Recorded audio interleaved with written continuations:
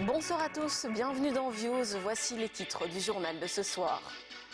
Semaine de tension pour l'Église catholique, car depuis jeudi se tient au Vatican un sommet mondial historique pour lutter contre les abus sexuels. Nouvelle révélation embarrassante ce matin, un proche conseiller du pape a avoué que l'Église avait détruit des dossiers sur certains auteurs d'abus sexuels dans ses propres rangs. Des dossiers qui auraient pu documenter les actes terribles et en nommer les responsables ont été détruits. Certains n'ont même pas été créés. Plutôt que les auteurs de ces actes, ce sont les victimes qui ont été contrôlées et on leur a imposé le silence. Les procédures prévues dans le cadre de la poursuite de ces infractions n'ont pas été respectées de façon délibérée. Et ces scandales au sein de l'Église n'épargnent pas notre pays. En 10 ans, plus de 1000 victimes se sont manifestées.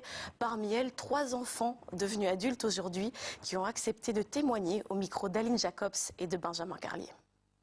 3 visages, 3 victimes d'abus sexuels. Emmanuel, Joël et Marc ont accepté de nous confier leur histoire. Hetzelfde scenario. Wordt op de kamer geroepen. Daar wordt onmiddellijk over seksualiteit gepraat. We zijn 12 jaar. Seksuele voorlichting in die tijd, dat was er ook niet. Je wist niet hoe of wat. En dan zei je, we gaan dat wel eens even nakijken. Je connais quelqu'un qui m'a dit où le prêtre avait aussi fait des avances et il a été le dire à ses parents ne voulaient même pas le croire. Parce que ses parents disaient que c'était pas possible, le prêtre ne ferait jamais ça. Et malgré tout, ça s'est passé. Donc, mais moi aussi, j'en ai pas parlé pendant 40 ans. Door de dader, door de priesters, wordt eigenlijk laten uitschemeren dat jij ook fout bent. En dat krijg je een heel verwrongen situatie. Je gaat je geen slachtoffer meer voelen, maar je gaat je bijna dader voelen.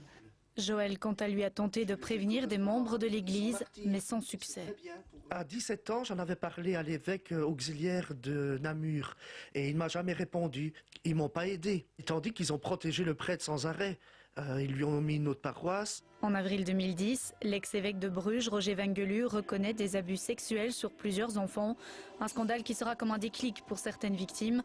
Des points de contact sont mis en place par l'Église. Le but, indemniser les victimes. Marc s'est tourné vers l'un de ces centres et a reçu 4 000 €. Pour moi, à l'époque, c'était, oui, bon, voilà, on vous paye, pour nous c'est réglé, mais finalement, la personne reste dans le vide. Marc estime que l'Église écoute davantage les victimes aujourd'hui. Emmanuel a introduit un dossier au tribunal d'arbitrage créé après l'affaire Vengelu. Il a reçu une compensation financière. Joël s'est tourné vers la justice. Il a gagné son combat contre son agresseur au civil. Tous les deux sont sceptiques quant au sommet organisé à Rome.